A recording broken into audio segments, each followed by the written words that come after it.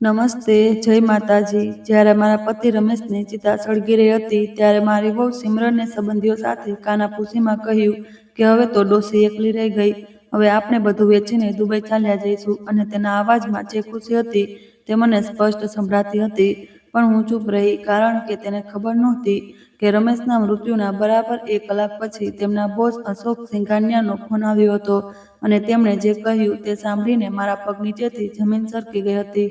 મારું નામ પુષ્પા તિવારી છે અને હું 59 વર્ષની છું અને નોઈડા સેક્ટર 62માં રહું છું। આજથી 2 વર્ષ પહેલા મારા પતિ રમેશનું અચાનક મૃત્યુ થયું હતું અને ડોક્ટરે કહ્યું લીવર ફેલિયર હતું, પણ સત્ય કંઈક બીજું જ હતું। અને જ્યારે મને સત્ય ખબર પડી ત્યારે મેં નક્કી કર્યું કે હું તે બધું જ કરીશ જે મારા રમેશ ન કરી શક્યા। હું તે લોકોને સજા અપાવીશ જેમણે મારા ઘરને બરબાદ કર્યું અને જેમણે મારા પતિને મારી નાખ્યા। જો તમે પણ એ સાંભળવા માંગતા હોવ કે મેં મારી ઇજ્જત અને મારા પતિનો બદલો કેવી રીતે લીધો, તો વિડીયોને લાઈક કરો અને ચેનલને સબસ્ક્રાઇબ કરવાનું ભૂલશો નહીં। આજે હું જે કહાની સંભળાવવા જઈ રહી છું તે માત્ર એક વિધવા કથા નથી, આ એ સ્ત્રીની કહાની છે જેણે 30 વર્ષ સુધી બાળકોને ભણાવ્યા અને પોતાની મહેનતથી ઘર ઊભું કર્યું, અને પછી જ્યારે તેના પોતાના લોકોએ તેને લૂંટવાની કોશિશ કરી તો તેણે તેમને એવો પાઠ ભણાવ્યો કે તેઓ જિંદગીભર નહીં ભૂલે। પણ તેમને ખબર નહોતી કે જે ડોશીને તેઓ લાચાર સમજી રહ્યા છે તેની પાસે માત્ર આંસુ નહીં, પુરાવા પણ હતા। બેંકમાં 45 લાખની ફિક્સ ડિપોઝિટ હતી અને એક વકીલ હતો જે મારો જૂનો વિદ્યાર્થી હતો અને હવે સિનિયર એડવોકેટ બની ચૂક્યો હતો। અને સૌથી મોટી વાત, મારી પાસે રમેશના બોસની તે ફાઇલ હતી જેમાં મારી વહુ અને તેના ભાઈ વિરુદ્ધ હત્યાના પુરાવા હતા। મારી શાદી 39 વર્ષ પહેલા થઈ હતી અને હું જયપુરની રહેવાસી હતી। પિતાજી એ સ્કૂલમાં હેડમાસ્ટર હતા અને માં ઘર સંભાળતી હતી। અમે 3 બહેનો અને એક ભાઈ હતા અને હું સૌથી મોટી હતી। BA સુધી અભ્યાસ કર્યો હતો મેં, અને તે દિવસોમાં છોકરીઓનું આટલું ભણવું પર બહુ મોટી વાત હતી। રમેશ સાથે મારા લગ્ન એક સંબંધી દ્વારા નક્કી થયા હતા અને તે દિલ્હીમાં એક પ્રાઇવેટ કંપનીમાં એકાઉન્ટન્ટ હતા અને સારા ઘરના હતા અને ભણેલા ગણેલા હતા।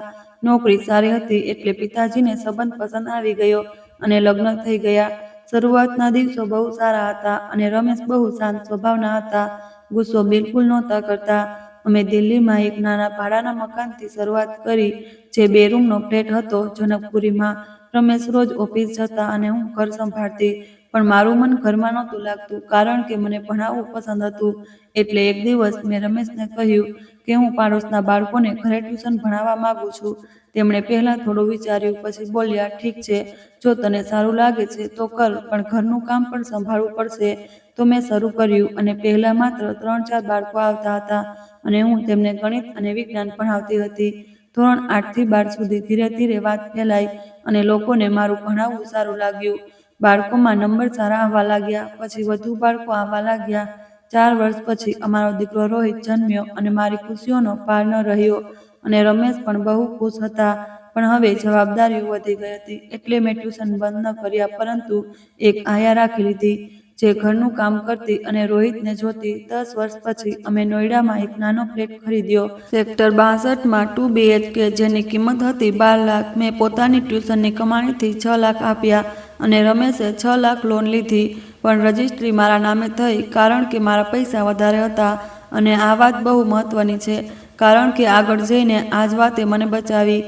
નોઈડામાં અમારી જિંદગી સેટ થઈ ગઈ અને મેં મારું ટ્યુશન સેન્ટર ઘરના એક રૂમમાં બનાવ્યું।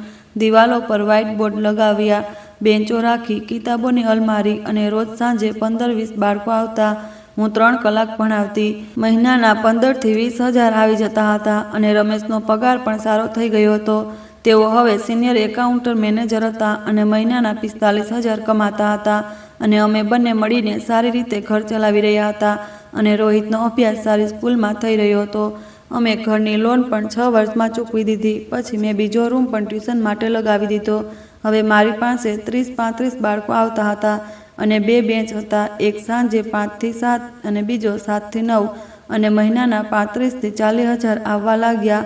હું મારી કમાણીથી બેંકમાં FD કરતી રહેતી હતી, પંજાબ નેશનલ બેંકમાં, સ્ટેટ બેંકમાં, ICICIમાં નાના અમાઉન્ટ 5,000, અહીં 10,000 ત્યાં। અને રમેશને ખબર હતી પણ તે ક્યારેય નહોતા બોલ્યા કે પૈસા તેમને આપી દઉં, કારણ કે તેમને મારા પર પૂરો ભરોસો હતો।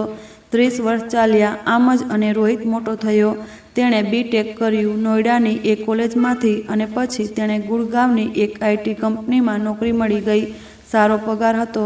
4.5 લાખ વર્ષનો અને અમે બંને બહુ ખુશ હતા. પણ પછી 5 વર્ષ પહેલાં રોહિતે કહ્યું કે તેની લગ્ન કરવા છે અને છોકરીનું નામ હતું સિમરન, જે દક્ષિણ દિલ્હીના એક અમીર ઘરની છોકરી હતી અને તેના પિતાનો પોતાનો બિઝનેસ હતો, કંઈક પ્રોપર્ટી ડીલિંગનો. જ્યારે પહેલીવાર સિમરન અમારા ઘરે આવી તો મને કંઈક અજીબ લાગ્યું, કારણ કે તે બહુ ફેશનેબલ કપડાં પહેરતી હતી, મોંઘી બ્રાન્ડના, અને તેની વાતચીતમાં એક અકળ હતી. અને જ્યારે તેણે અમારો ફ્લેટ જોયો તો તેના ચહેરા પર જે ભાવ આવ્યા તે હું નથી ભૂલી શકતી, જાણે કોઈએ તેને કોઈ ગંદી જગ્યા બતાવી દીધી હોય. પણ રોહિત તેને બહુ પ્રેમ કરતો હતો અને તેણે અમને બહુ કહ્યું કે આ લગ્ન થઈ જાય. રમેશે મને કહ્યું કે દીકરાની ખુશીમાં જ આપણી ખુશી છે, ચાલો જોઈએ. અને લગ્ન થઈ ગયા. બહુ શાનદાર લગ્ન હતા અને સિમરનના ઘરવાળાઓએ સાઉથ દિલ્હીના એક મોટો બેન્ક્વેટ હોલમાં રિસેપ્શન રાખ્યું અને 500 લોકો બોલાવ્યા. અમે પણ જેટલું થઈ શક્યું એટલું આપ્યું અને 1 લાખ દહેજ આપ્યું, જે એ પૈસા હતા જે મેં રોહિતના લગ્ન માટે બચાવ્યા હતા. લગ્ન પછી સિમરન અમારા ઘરે આવી ગઈ અને રોહિત ઈચ્છતો હતો કે અમે બધા સાથે રહીએ.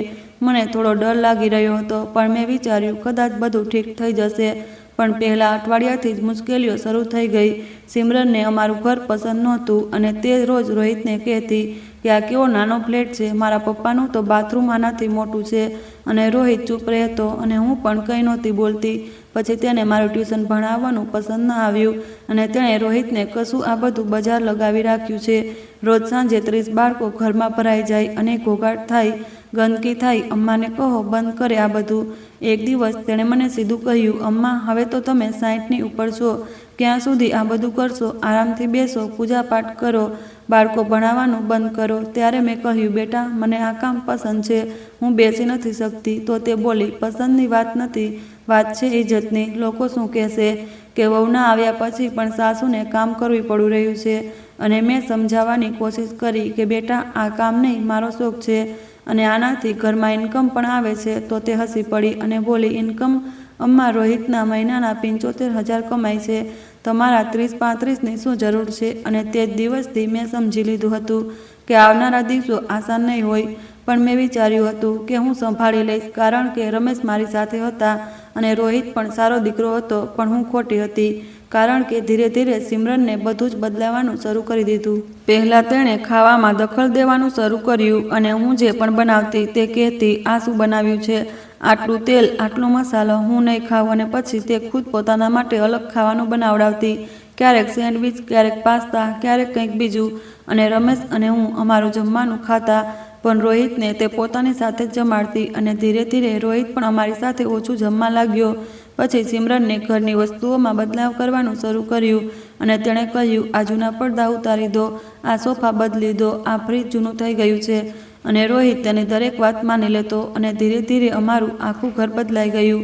મેં એકવાર રમેશને કહ્યું, જુઓ ને, સિમરન તો બધું જ પોતાના હિસાબે કરી રહી છે અને આપણને પૂછતી પણ નથી. તો રમેશ બોલ્યા, ચાલો છોડો, બાળકો છે, તેમને સારું લાગે છે તો ઠીક છે, આપણે ઘરડા થઈ રહ્યા છીએ, આપણને શું જોઈએ? પણ મને ચિંતા થઈ રહી હતી, કારણ કે સિમરન માત્ર ઘર જ નહીં પણ રોહિતને પણ બદલી રહી હતી.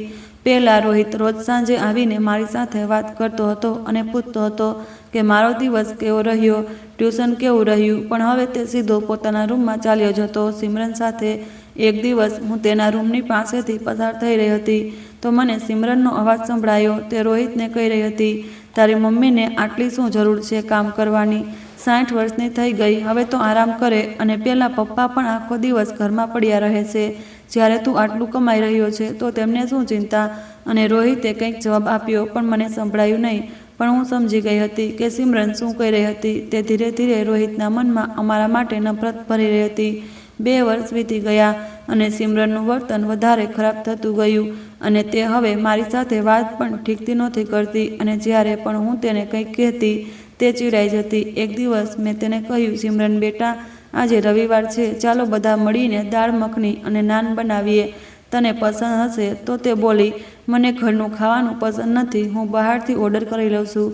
ત્યારે મેં કહ્યું, બેટા, બહારનું ખાવાનું રોજ ખાવું સ્વાસ્થ્ય માટે સારું નથી, ઘરનું ખાવાનું વધારે યોગ્ય રહે છે. તો તે ગુસ્સાથી બોલી, અમ્મા તમે મને ના શીખવાડો કે શું ખાવું છે અને શું નહીં, હું મોટી થઈ છું સારા ખાવા પર, અને તમારા આ તેલ મસાલાવાળા ખાવાની આદત નથી મને. હું ચૂપ રહી ગઈ. શું કહેતી? રમેશ પણ ત્યાં જ બેઠા હતા. તેમણે પણ કંઈ ન કહ્યું, પણ હું જોઈ રહી હતી કે તેમના ચહેરા પર દુઃખ હતું. પછી એક દિવસ એવી ઘટના બની જેણે બધું બદલી નાખ્યું. રમેશની ઓફિસમાં કંઈક તકલીફ આવી રહી હતી, અને તેમની કંપનીનું નામ હતું સિંઘાનિયા એન્ડ પાર્ટનર્સ, જે મોટી કંપની હતી અને કન્સ્ટ્રક્શન અને રિયલ એસ્ટેટનો બિઝનેસ હતો. અને રમેશ ત્યાં સિનિયર એકાઉન્ટ મેનેજર હતા, અને 15 વર્ષથી તેઓ ત્યાં જ કામ કરી રહ્યા હતા. એક દિવસ રમેશ ઘરે આવ્યા તો બહુ પરેશાન લાગી રહ્યા હતા. મેં પૂછ્યું, શું થયું? તબિયત તો ઠીક છે? તેમણે કહ્યું, હા તબિયત તો ઠીક છે, પણ ઓફિસમાં કંઈક ગડબડ થઈ રહી છે અને કેટલાક પૈસાનો હિસાબ નથી મળી રહ્યો. મેં પૂછ્યું, શું મતલબ? તેઓ બોલ્યા, ખબર નહીં, હું જોઈ રહ્યો છું, થોડા દિવસોમાં સાફ થઈ જશે. પણ આગલા થોડા અઠવાડિયાઓમાં રમેશ વધુ પરેશાન થતા ગયા, અને તેઓ મોડી રાત સુધી ફાઇલો જોતા રહેતા, અને ક્યારેક ક્યારેક ઓફિસમાં પણ મોડે સુધી રોકાતા. એક દિવસ મેં તેમને ફરી પૂછ્યું ત્યારે તેમને જણાવ્યું, પુષ્પા, ઓફિસમાં કોઈ ફ્રોડ થઈ રહ્યું છે અને કોઈએ અમુક એકાઉન્ટ્સમાં ગરબડી કરી છે. હું જાણકારી મેળવવાની કોશિશ કરી રહ્યો છું. તો મને ચિંતા થઈ, અને મેં કહ્યું, તમે બોસને જણાવી દો ને. તેઓ બોલ્યા, પહેલાં મારે પૂરું જાણવું છે. બોસને જણાવીશ તો પુરાવા જોઈએ. અને તેઓ રોજ પોતાના લેપટોપ પર કંઈક કામ કરતા, ફાઇલો કાઢતા, અને હું સમજી નહોતી શકતી કે શું થઈ રહ્યું છે, પણ મને ખરાબ લાગી રહ્યું હતું. પછી એક દિવસ સિમરનનો ભાઈ આવ્યો અમારા ઘરે, જેનું નામ હતું કરણ, જે દિલ્હીમાં રહેતો હતો અને કંઈક બિઝનેસ કરતો હતો. અને સિમરનને બહુ ઇજ્જતથી તેને બેસાડ્યો. મેં પણ ચા નાસ્તો આપ્યો, પણ કરણ બહુ અક્કડ સાથે વાત કરતો હતો, જેમ કે અમે બધા તેનાથી નાના હોઈએ. અને તે દિવસે રમેશ પણ ઘરે હતા. કરણે તેમની સાથે વાત કરી પૂછ્યું, આપ ક્યાં કામ કરો છો? રમેશે જણાવ્યું, સિંઘાનિયા એન્ડ પાર્ટનર્સમાં. ત્યારે કરણના ચહેરા પર એક અજીબસી સ્માઇલ આવી, અને તેણે કહ્યું, અચ્છા, પેલા અશોક સિંઘાનિયાની કંઈક મોટો ધંધો છે તેમનો? અને રમેશે હા માં માથું હલાવ્યું. ત્યારબાદ કરણ અને સિમરન થોડીવાર પોતાના રૂમમાં વાત કરતા રહ્યા, અને મને કંઈ સમજ ન આવ્યું, પણ મને સારું નહોતું લાગી રહ્યું. તે રાત્રે રમેશ બહુ બેચેન હતા, અને તેઓ સૂઈ નહોતા શકતા. અડધી રાત્રે ઉઠ્યા અને પોતાના લેપટોપ પર કંઈક જોવા લાગ્યા. મેં પૂછ્યું, શું થયું? ઊંઘ નથી આવી રહી? તેઓ બોલ્યા, પુષ્પા, મને કંઈ સમજાતું નથી, પણ જે હું જોઈ રહ્યો છું તે સાચું નથી. મેં કહ્યું, કાલે બોસ સાથે વાત કરો, બધું જણાવી દો.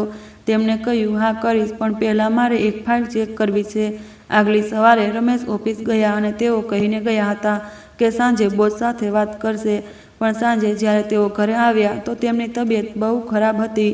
તેઓ બહુ પીડા પડી ગયા હતા, ઉલટીઓ થઈ રહી હતી, પેટમાં દુખાવો હતો, અને હું ગભરાઈ ગઈ. મેં તરત રોહિતને ફોન કર્યો અને રમેશને હોસ્પિટલ લઈ ગયા.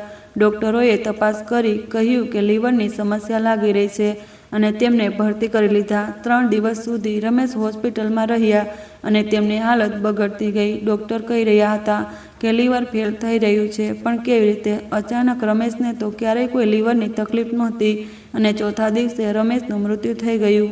મારી દુનિયા ઉજળી ગઈ. 39 વર્ષ સાથે રહ્યા હતા. અમે ક્યારેય વિચાર્યું નહોતું કે એક દિવસ આમ અચાનક તેઓ ચાલ્યા જશે. રોહિત બહુ રડ્યો.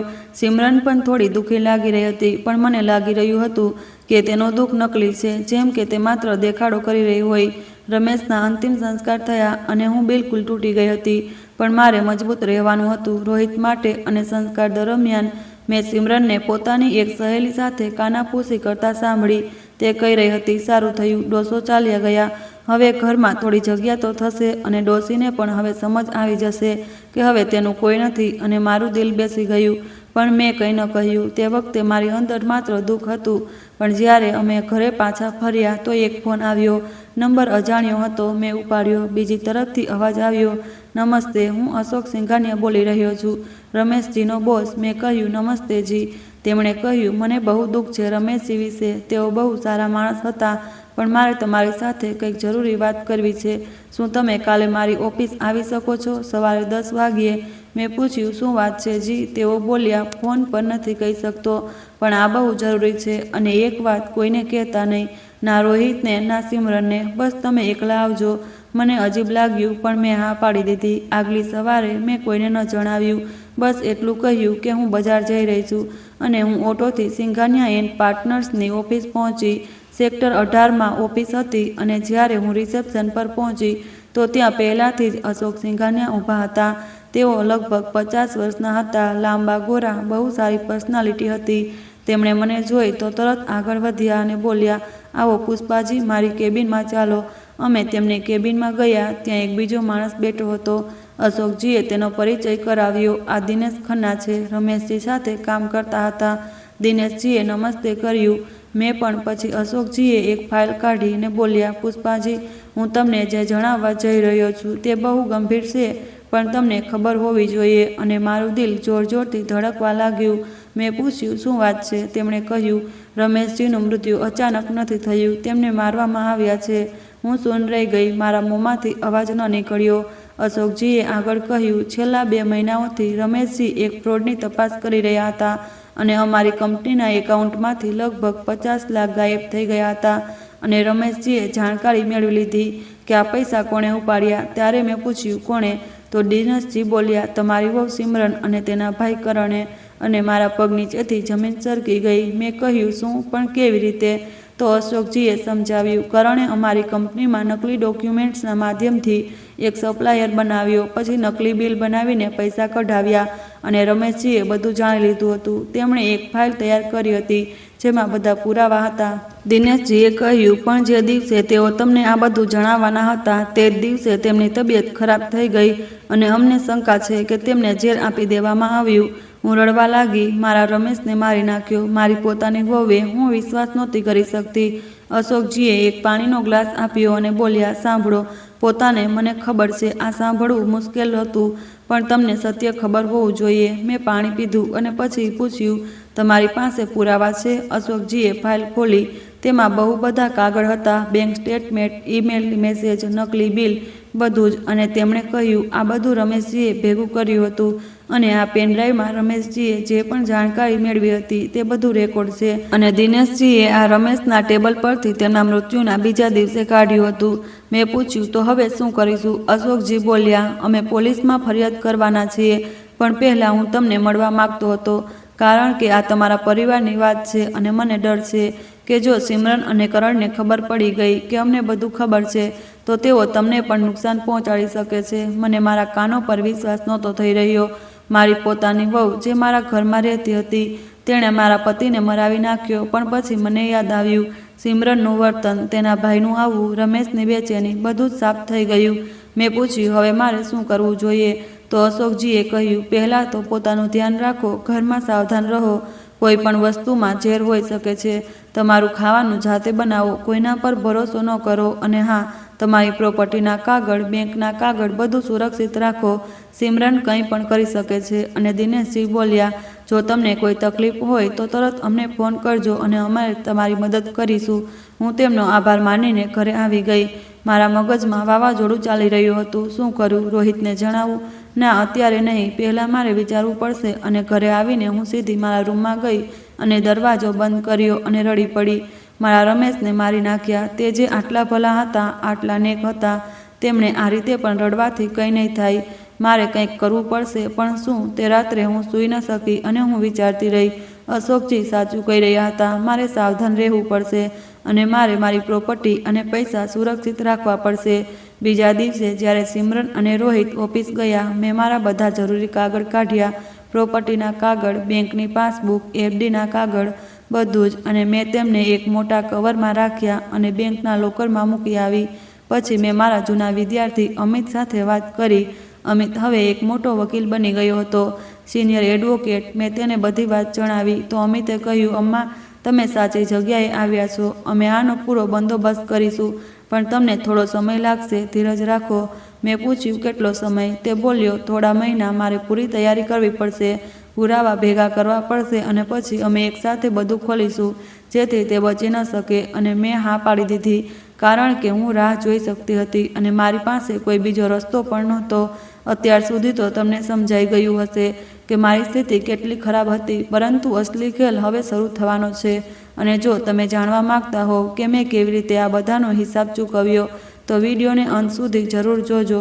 આગલા થોડા અઠવાડિયાઓમાં સિમરનનું વલણ અને વધારે ખરાબ થઈ ગયું અને હવે તે મારી સાથે બિલકુલ પણ સારી રીતે વાત નહોતી કરતી. એક દિવસ હું રસોડામાં જમવાનું બનાવી રહી હતી તો સિમરન આવી અને બોલી, અમ્મા, આ શું બનાવી રહ્યા છો? મેં કહ્યું, રાજમા ચોખા રમેશને બહુ પસંદ હતા. તો તે હસી પડી અને બોલી, રમેશ અંકલ તો હવે નથી રહ્યા. હવે કોના માટે બનાવી રહ્યા છો? આમ પણ અમારે નથી જોઈતું. હું બહારથી પિઝા ઓર્ડર કરી રહી છું. મારું દિલ દુખ્યું, પણ મેં કંઈ ન કહ્યું. બસ ચૂપચાપ જમવાનું બનાવતી રહી. સાંજે રોહિત આવ્યો તો સિમરને તેની સામે પિઝા રાખ્યા અને રોહિતે મારી તરફ જોયું. પછી પિઝા ખાવા લાગ્યો અને હું એકલી મારા રાજમા અને ચોખા ખાતી રહી. તે રાત્રે બાલ્કનીમાં ઊભા રહીને મેં આકાશ તરફ જોયું અને હાથમાં ચાનો કપ હતો અને હવે ઠંડી હવા ચાલી રહી હતી. મને રમેશની બહુ યાદ આવી. કેટલીય વાર અમે બંને અહીં ઊભા રહીને વાતો કરતા હતા. હવે તે નહોતા, પણ મેં ખુદને વચન આપ્યું હતું કે હું તેમના હત્યારાઓને સજા અપાવીશ, ભલે ગમે તે થઈ જાય. બીજા દિવસે સિમરને એક નવું નાટક કર્યું. તેણે રોહિતને કહ્યું, તારી મમ્મી હવે ઘરડા થઈ ગયા છે. તેમને પોતાનું ધ્યાન નથી રહેતું. કાલે મેં જોયું તે ગેસ ચાલુ છોડીને રૂમમાં ચાલ્યા ગયા અને ઘરમાં આગ લાગી શકતી હતી. આ બિલકુલ જૂઠ હતું, કારણ કે હું ક્યારેય એવી બેદરકારી નથી કરતી. પણ સિમરન જૂઠ બોલી રહી હતી. રોહિતે મને પૂછ્યું, મમ્મી તમે ગેસ ચાલુ છોડી દીધો હતો? મેં કહ્યું, ના બેટા, એવું કંઈ નથી થયું. તો સિમરન બોલી, જોયું, હવે આ ઇનકાર પણ કરી રહ્યા છે, ભૂલવા લાગ્યા છે બધું. મને લાગે છે આમને ડૉક્ટરને બતાવવા જોઈએ. રોહિતે કહ્યું, હા કદાચ એકવાર ચેકઅપ કરાવી લઈએ. અને હું સમજી ગઈ હતી કે સિમરન શું કરવાની કોશિશ કરી રહી હતી. તે બતાવવા માંગતી હતી કે હું પાગલ થઈ રહી છું, ઘરડી થઈ ગઈ છું, મને કંઈ યાદ નથી રહેતું, જેથી બાદમાં જો તે કંઈ કરે તો લોકો કહે કે ડોશીનું મગજ નથી રહ્યું. પણ હું ચૂપ રહી, કારણ કે હું જાણતી હતી કે મારો સમય આવશે. થોડા દિવસો પછી સિમરને મને કહ્યું, અમ્મા હવે તો તમારે ટ્યુશન પણ બંધ કરી દેવું જોઈએ. તમે ઘરડા થઈ ગયા છો, બાળકોને ઠીકથી નહીં ભણાવી શકતા આવો. મેં કહ્યું, ના બેટા, હું સારી રીતે ભણાવી લઉં છું અને બાળકોના રિઝલ્ટ પણ સારા આવે છે. તો તે બોલી, પણ હવે આ ઘરને સફાઈ અને આરામ જોઈએ છે. રોજ સાંજે 30 બાળકો આવે છે, ઘોઘાટ થાય છે, મને પસંદ નથી. મેં કહ્યું, બેટા આ મારું કામ છે, હું 30 વર્ષથી કરી રહી છું. સિમરને અવાજ ઊંચો કર્યો, પણ હવે નહીં કરી શકો. સમજમાં આવ્યું, આ ઘર મારું છે. હું નથી ઈચ્છતી કે રોજ આ હંગામો થાય. મેં કહેવા માંગ્યું કે આ મારું ઘર છે, મારા નામે રજીસ્ટર છે. પણ હું ચૂપ રહી ગઈ, કારણ કે મને ખબર હતી કે અત્યારે સાચો સમય નથી. પણ તે દિવસ પછી મારે મારું ટ્યુશન બંધ કરવું પડ્યું અને બાળકો અને તેમના મા બાપને બહુ ખરાબ લાગ્યું. પણ હું શું કરતી? હવે મારી પાસે આખો દિવસ ખાલી રહેતો હતો. હું ઘરનું કામ કરતી, જમવાનું બનાવતી અને બાકીનો સમય પોતાના રૂમમાં રહેતી. પણ હું નવરી નહોતી બેઠી. હું ચૂપચાપ સિમરનને જોઈ રહી હતી, તેની દરેક હરકત પર નજર રાખી રહી હતી. એક દિવસ મેં જોયું કે સિમરન પોતાના ભાઈ કરણ સાથે ફોન પર વાત કરી રહી હતી. તે હોલમાં બેઠી હતી અને હું રસોડામાં હતી. તેને ખબર નહોતી કે હું સાંભળી રહી છું. તે કહી રહી હતી, હા ભાઈ, હવે બસ થોડો વધુ ઇંતજાર. ડોશીના નામે પ્રોપર્ટી છે. હું રોહિતને પાસે કેવડાવીશ કે તે તેને વેચી દે. પછી આપણે દુબઈ ચાલ્યા જઈશું, ત્યાં એક ફ્લેટ લઈશું અને ડોશીને અહીં જ છોડી દઈશું. મારા હાથ પગ ઠંડા થઈ ગયા. તો આ તેમનો પ્લાન હતો, મારી પ્રોપર્ટી વેચવી અને પછી મને છોડીને ચાલ્યા જવું. પણ હું જાણતી હતી કે પ્રોપર્ટી તેમના વશની વાત નથી, કારણ કે તે મારા નામે હતી અને હું જીવતા જીવ તેને નહોતી વેચવાની. તેમ છતાં મને ચિંતા થઈ. સિમરન કંઈ પણ કરી શકતી હતી. મારે વધુ સાવધાન રહેવું પડશે. મેં અમિત સાથે ફરી મુલાકાત કરી. તેણે જણાવ્યું કે તે અશોકજી અને દિનેશજીને મળી ચૂક્યો છે અને બધા પુરાવા તેની પાસે છે. બસ હવે સાચા સમયનો ઇંતજાર છે. મેં પૂછ્યું, ક્યારે? તો તે બોલ્યો, જલ્દી જ અમ્મા, બસ થોડો વધુ ઇંતજાર. હું ઈચ્છું છું કે જ્યારે આપણે તેમના પર કેસ કરીએ તો તે બચી ન શકે. અને મેં હા પાડી દીધી. હું ઇંતજાર કરી શકતી હતી. આખરે હું 30 વર્ષથી બાળકોને ધીરજ શીખવતી આવી હતી. હવે હું પોતે ધીરજ રાખીશ. પણ સિમરનનો અત્યાચાર વધતો ગયો. એક દિવસ તેણે મારા રૂમમાં ઘૂસીને મારી અલમારી ખોલી, મારી બધી સાડીઓ કાઢી અને બોલી, આ શું જૂની જૂની સાડીઓ પડી છે, દાનમાં આપી દો. આમને મેં કહ્યું, ના બેટા, આ મારી સાડીઓ છે, મને જોઈએ છે. તો તે બોલી, પણ આ તો બિલકુલ ફાટેલી જૂની છે, નવી લઈ લો. મેં કહ્યું, મને નવી નથી જોઈતી, આ મારી પાસે રહેશે. તો તે ગુસ્સાથી બોલી, જેવી મરજી, પણ આ કબાટ આ ઘરમાં નહીં રહે. હું આને ફેંકી રહી છું. અને તેણે મારી 10 સાડીઓ ઉપાડી અને કચરા પેટીમાં ફેંકી દીધી. હું રડવા લાગી. તેમાંની એક સાડી તે હતી જે રમેશે મને અમારી 25મી લગ્નગાંઠ પર આપી હતી. હું તે સાડીઓને કચરા પેટીમાંથી કાઢીને ધોવા લાગી અને સિમરન હસતી રહી. તે રાત્રે હું મારા ટ્યુશન રૂમમાં બેઠી હતી. દિવાલ પર 30 વર્ષના વિદ્યાર્થીઓના સર્ટિફિકેટ અને થેન્ક યુ કાર્ડ લાગેલા હતા. હું તેમને જોઈ રહી હતી. કેટલાય બાળકોને મેં ભણાવ્યા હતા. કેટલાય એન્જિનિયર બન્યા, કેટલાય ડૉક્ટર અને કેટલાય ટીચર, બધાને મને યાદ રાખી, પણ મારી પોતાની વહુને મને ન સમજી. એક બોજ જેને જેટલી જલ્દી હટાવવામાં આવે એટલું સારું. મેં તે રાત્રે નિર્ણય કર્યો, હું હવે વધુ રાહ નહીં જોઉં. હું અમિતને કહીશ કે તે જલ્દી કરે. હું હવે વધારે સહન કરી શકતી નથી. બીજા દિવસે હું અમિતની ઓફિસે ગઈ. તેને જણાવ્યું કે તે તૈયાર છે. બસ એક છેલ્લી વસ્તુ બાકી છે. જે મેં પૂછ્યું, શું? તે બોલ્યો, પોલીસ કમ્પ્લેન. અશોકજી ફાઇલ કરશે અને પછી અમે સિમરન અને કરણને એરેસ્ટ કરાવીશું અને પ્રોપર્ટી પર પણ લીગલ નોટિસ મોકલીશું, જેથી કોઈ તેને વેચી ન શકે. મેં પૂછ્યું, ક્યારે થશે આ બધું? અમિતે કહ્યું, આવતા અઠવાડિયે. હું બધી તૈયારી કરી રહ્યો છું, પણ જે થયું તે મેં નહોતું વિચાર્યું. તે શુક્રવારે હું રસોડામાં કામ કરી રહી હતી ત્યારે સિમરન આવી. તેના હાથમાં કંઈક કાગળ હતા. તેણે કહ્યું, અમ્મા, આ કાગળો પર સાઇન કરી દો. મેં પૂછ્યું, ક્યાં કાગળ છે? તે બોલી, બસ અમુક બેંકના કાગળ, સાઇન કરી દો. મેં કહ્યું, મને પહેલાં વાંચવા દે. તો તે ચીડાઈ ગઈ અને અમે શું સમજો, બસ સાઇન કરી દો. રોહિતે કહ્યું છે. મેં કાગળ લીધા અને વાંચવા લાગી. મારા હાથ કાંપી ગયા. આ પ્રોપર્ટી ટ્રાન્સફરના કાગળ હતા. જો હું સાઇન કરી દેતી તો મારો ફ્લેટ રોહિત અને સિમરનના નામે થઈ જાત. મેં કહ્યું, હું સાઇન નહીં કરું. સિમરનનો અવાજ તેજ થઈ ગયો. શું તમે સાઇન નહીં કરો? આ તમારી ઓકાત છે સાઇન ન કરવાની? મેં કહ્યું, આ મારી પ્રોપર્ટી છે, મેં ખરીદી છે, હું કોઈને નહીં આપું. સિમરન ગુસ્સાથી લાલ થઈ ગઈ. તેણે મારો હાથ પકડ્યો અને કહ્યું, તમે સાઇન કરશો, નહીંતર તમારા માટે સારું નહીં થાય. મેં મારો હાથ છોડાવ્યો અને કહ્યું, મેં કહ્યું ને, હું સાઇન નહીં કરું. સિમરને મને ધક્કો માર્યો. હું પડી ગઈ. મારા માથા પર વાગ્યું. તે બૂમ પાડી, ડોસી, હવે તારી પાસે કોઈ નથી. રમેશ અંકલ પણ નથી રહ્યા. તું એકલી છે અને આ ઘર હવે મારું છે, સમજી? પછી તેણે જે કહ્યું તે સાંભળીને મારું લોહી ઉકળી ગયું. તે બોલી, અને તને ખબર છે તારા પતિનું મોત કેવી રીતે થયું? અમે તેમને ખતમ કર્યા કારણ કે તે અમારા રસ્તામાં આવી રહ્યા હતા, અને હવે તું પણ રસ્તામાં આવી રહી છે તો વિચારી લેજે. તેણે ધમકી આપી હતી, સાફ સાફ. તેણે પોતાના જ મોઢે કબૂલ કર્યું હતું, પણ તે નહોતી જાણતી કે મેં મારા મોબાઈલનું રેકોર્ડર ઓન કરી રાખ્યું હતું અને મેં તેની દરેક વાત રેકોર્ડ કરી લીધી હતી. સિમરન ચાલી ગઈ. હું ફર્શ પર પડી રહી. માથામાંથી લોહી વહી રહ્યું હતું, પણ હું મુસ્કુરાઈ રહી હતી કારણ કે હવે મારી પાસે છેલ્લો પુરાવો પણ હતો. હું ઉઠી, ઘા સાફ કર્યો અને સીધી અમિતની ઓફિસ ગઈ.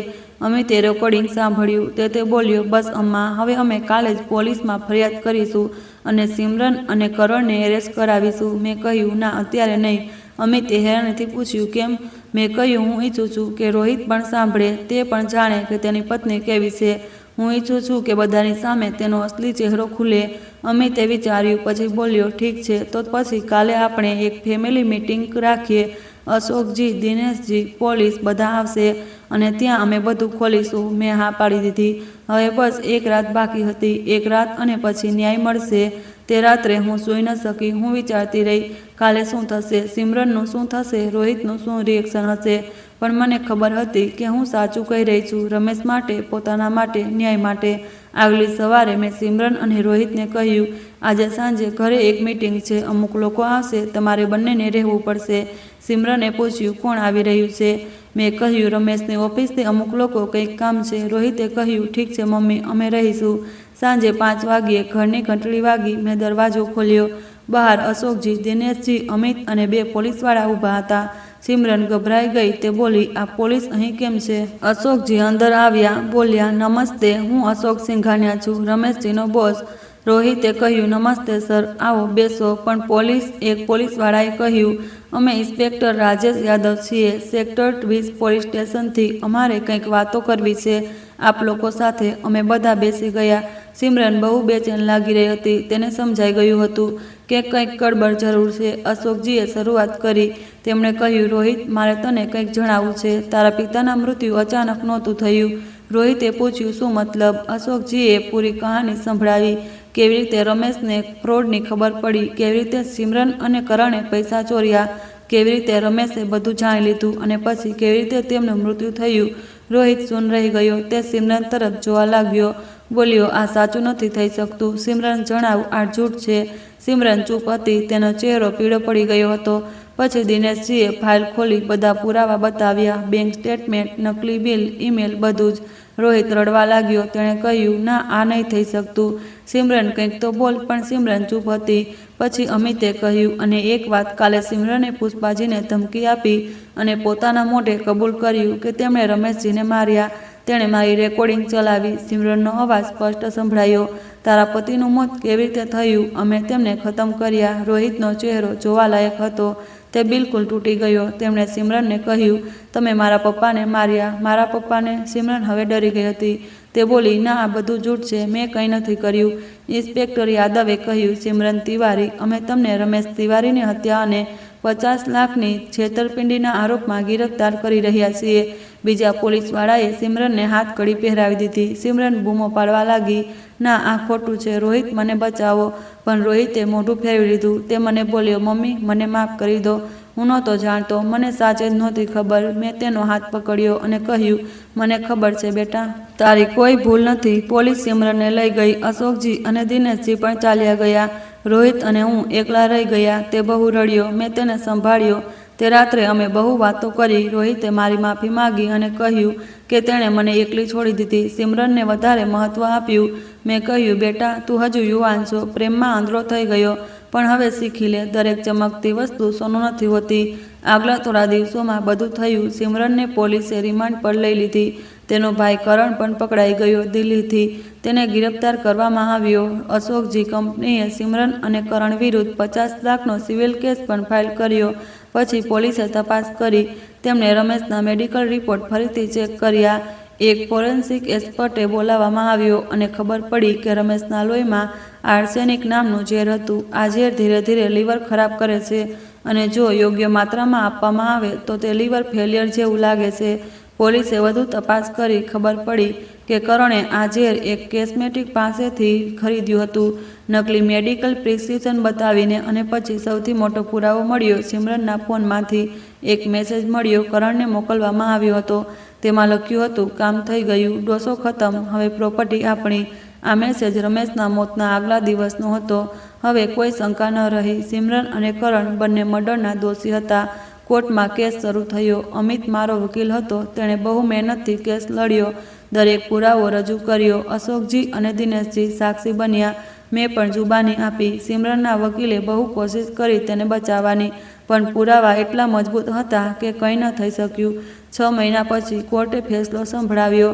સિમરન અને કરણ બંનેને રમેશની હત્યા માટે 15 વર્ષની સજા અને છેતરપિંડી માટે 7 વર્ષની સજા. બંને સજાઓ સાથે સાથે ચાલશે, એટલે કે કુલ 15 વર્ષ જેલ. આ ઉપરાંત તેમણે 50 લાખનો દંડ પણ અને કંપનીને નુકસાન ભરવા માટે 50 લાખ.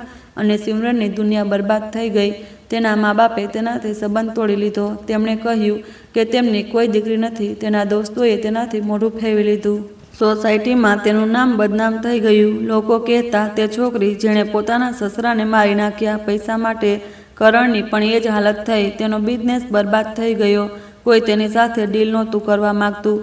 તેની પત્નીએ તલાક લઈ લીધા અને રોહિત તે તૂટી ગયો હતો. તેણે સિમરનથી તલાક માટે અરજી કરી. કોર્ટે 6 મહિનામાં તલાક આપી દીધા. રોહિતે પોતાની નોકરી છોડી દીધી. તે બહુ ડિપ્રેશનમાં ચાલ્યો ગયો હતો. મેં તેને સંભાળ્યો, તેને કાઉન્સેલિંગ કરાવી. ધીરે ધીરે તે ઠીક થવા લાગ્યો. પછી એક દિવસ તેણે મને કહ્યું કે મમ્મી, હું તમારું ટ્યુશન સેન્ટર ફરીથી ચાલુ કરવા માગું છું. તમારી મદદ કરીશ અને હું પણ અમુક બાળકોને કોમ્પ્યુટર શીખવીશ. મને બહુ ખુશી થઈ. મેં કહ્યું, હા બેટા, બિલકુલ, ચાલો મળીને કરીએ. અમે ફરીથી ટ્યુશન સેન્ટર ખોલ્યું. હું ગણિત અને વિજ્ઞાન ભણાવવા લાગી અને રોહિત કોમ્પ્યુટર અને કોડિંગ શીખવવા લાગ્યો. ધીરે ધીરે બાળકો ફરીથી આવવા લાગ્યા. પહેલાં 10, પછી 20 અને પછી 30. ફરીથી અમારું ઘર રોનકથી ભરાઈ ગયું. રોહિતે પોતાની જિંદગી ફરીથી શરૂ કરી. તેણે એક સ્ટાર્ટઅપમાં નોકરી લીધી. સારો પગાર મળવા લાગ્યો. તે ખુશ રહેવા લાગ્યો અને હું ફરીથી મારી જૂની જિંદગીમાં પાછી આવી ગઈ.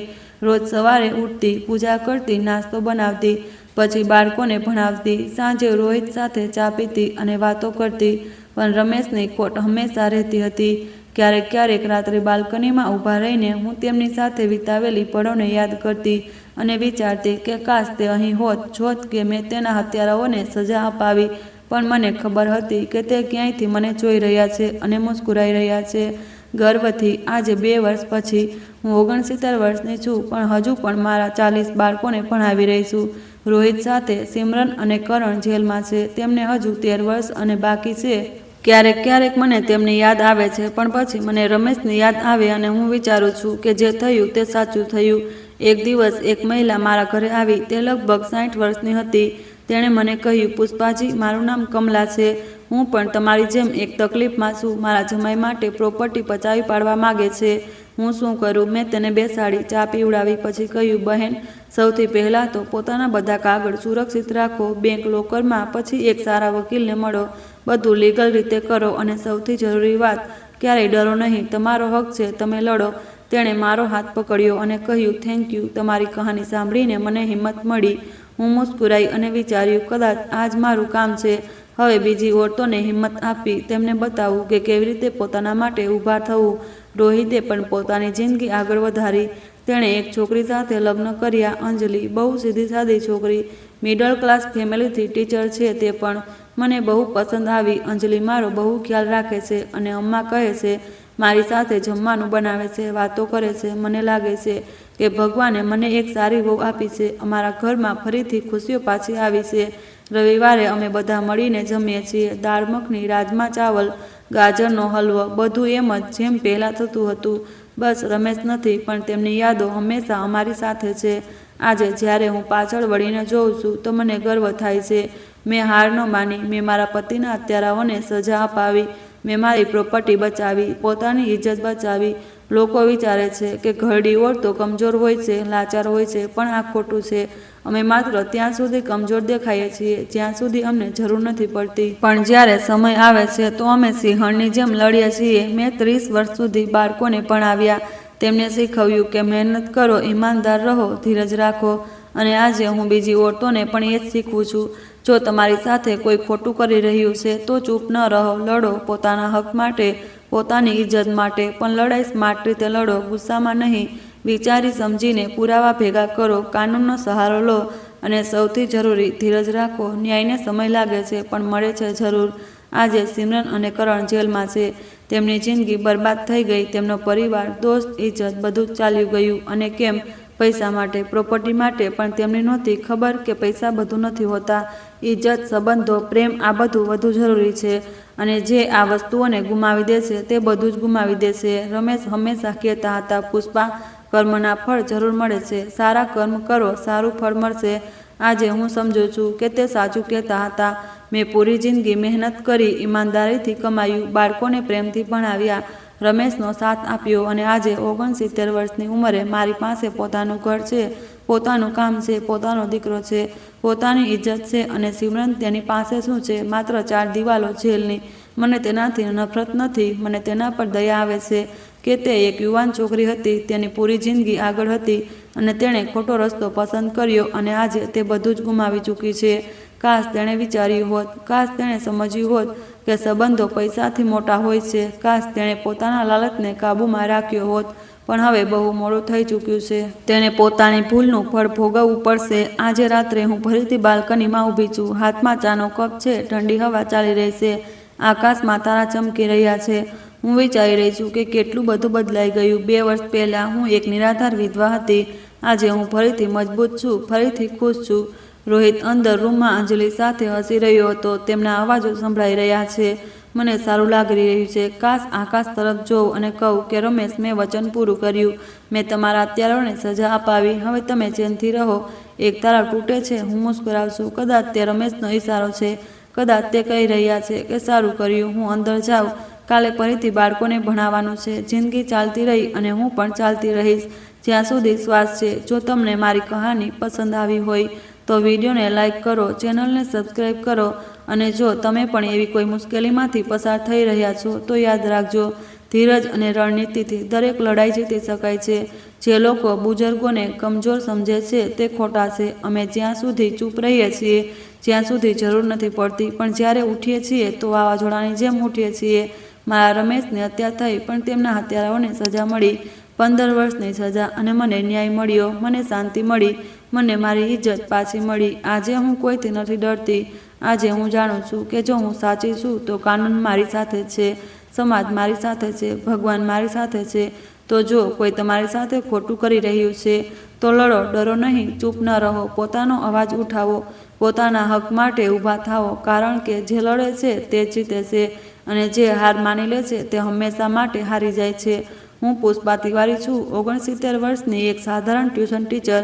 પણ મેં મારા પતિનાથને હત્યારાને સજા અપાવી અને પ્રોપર્ટી બચાવી, પોતાની ઇજ્જત બચાવી અને આજે હું ગર્વથી કહી શકું છું કે હું હારી નહીં, હું જીતી છું. આ વાર્તા કેવી લાગી તે કમેન્ટ કરીને જરૂર જણાવજો. આભાર. જય માતાજી.